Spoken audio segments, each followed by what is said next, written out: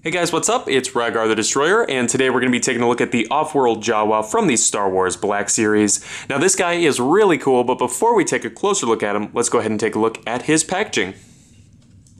So here it is, pretty standard for what we've seen out of the Black Series. Nice big window here on the front of the package, as well as an image of the Jawa down here in the corner. Flipping it over onto the back, you can see that image is repeated, as well as a brief description. And of course, if you'd like to read that, you can go ahead and just pause the video. So anyway, pretty standard stuff overall, so let's go ahead and get back to the figure itself here. Now this Jawa stands at, let's see, about 4¼ inches tall. So he's right in scale with all of your other Black Series figures, and he does come with 2 accessories. The first one here is this blaster rifle. As you can see, they've done a really nice job of weathering this piece. It just brings out all of the detail that they sculpted in there, and it looks really nice. Now, there is a holster on the back of this figure. However, I'm not really sure. Let me move this out of the way here. I'm not really sure which gun it's actually for because I haven't actually been able to fit either of them in there.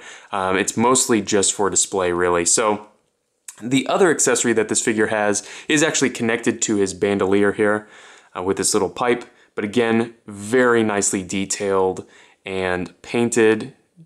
Very cool looking. And of course, this little hose is nice and flexible, so it doesn't actually get in the way of posing the figure too much.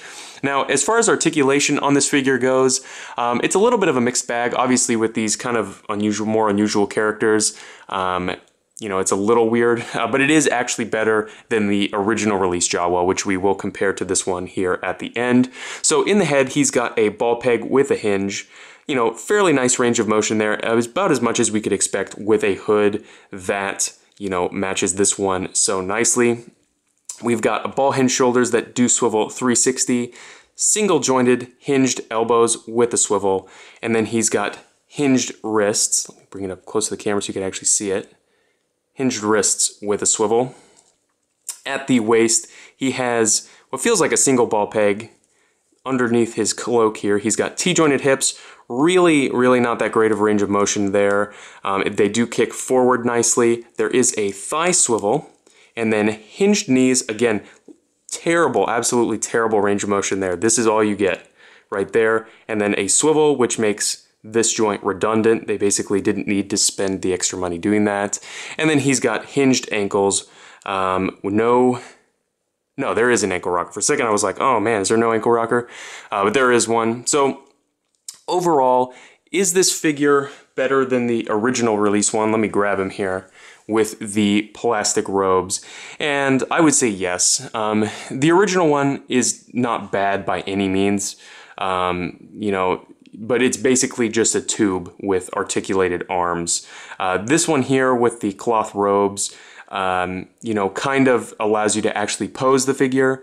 Unfortunately, though, they didn't revise the articulation from the original one, which, you know, you couldn't even articulate the legs on this one. So it's kind of a mixed bag. I definitely do like this figure overall, but I definitely think it could have been better.